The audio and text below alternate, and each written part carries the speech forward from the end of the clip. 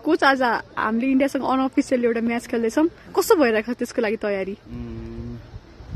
After अब हिजो अस्ति भर्खर म्याच खेल्यो होइन, खेलिसकेपछि ट्राभल पछाडिको म्याच। तर यहाँको इन्भाइरोमेन्ट चाहिँ यति राम्रो छ किनभने पहिलादेखि नै म यहाँ गभर्मेन्ट स्कुल कभरहरू नेपाल टिमबाट खेल्न आइरहन्थेँ होइन। यहाँको फुटबल इन्भाइरोमेन्टै छुट्टै छ कि त्यो कारणले गर्दाखेरि हामी अवश्य पनि हामी जितको लागि नै खेल्छौँ होइन।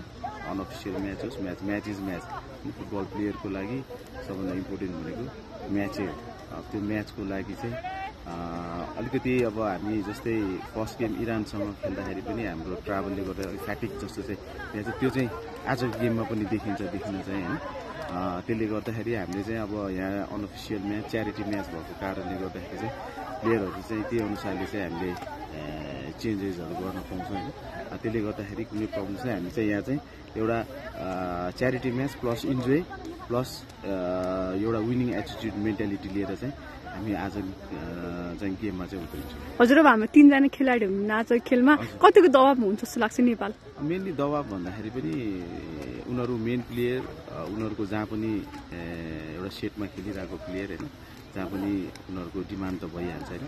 तर पनि यो म्याचलाई चाहिँ मेनली मैले चाहिँ कसरी हेरेको छु भन्दाखेरि चाहिँ एउटा च्यारिटी म्याच भएको कारणले गर्दाखेरि यहाँ जति पनि प्लेयरहरू आउनु भएको छ जुन 23को स्क्वाडमा सबैले चाहिँ खेल्ने एउटा चाहिँ मौका वातावरण चाहिँ क्रिएट भएको छ यो म्याचले गर्दाखेरि। त्यसले सबैले अपर्च्युनिटी पाउँछ। त्यसले गर्दाखेरि चाहिँ मलाई चाहिँ के हुन्छ भन्दाखेरि मेनली अब इन्डोनेसिया र साफ गेमको लागि चाहिँ प्लेयरहरूको चाहिँ एउटा पर्फर्मेन्स चाहिँ कस्तो हुन्छ होइन, कस्तो हुन्छ भन्ने चाहिँ एउटा सिलेक्सन म्याच जस्तो पनि मैले चाहिँ एउटा सिलेक्सन म्याच जस्तो चाहिँ टाइपले चाहिँ मैले यो उसलाई चाहिँ लिएको छु यो म्याचलाई चाहिँ। हजुर, फेरि पनि भारतको होमग्राउन्डमै छ म्याच होइन, कस्तो हुन्छ जस्तो लागेको छ खेल चाहिँ?